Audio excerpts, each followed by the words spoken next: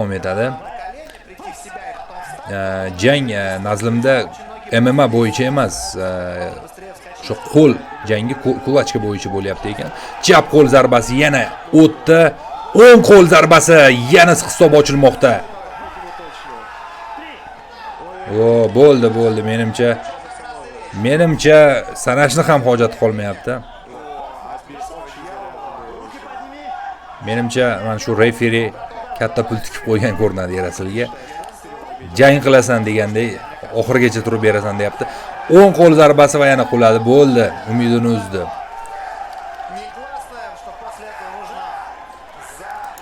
Nazarimda mana shu Hype FC Armeniya kardida ko'plab janglar o'sha raqiblar bir-biriga mos emas. Chunki agar janglarni ko'rayotgan bo'lsangiz, asosan birinchi raundda yakunlanyapti va bir tomonlama ustunlik bilan.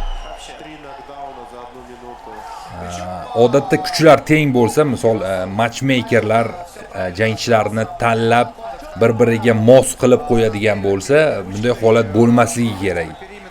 Lekin endi albatta hozir g'alaba qozondik, xursandchilik to'g'ri.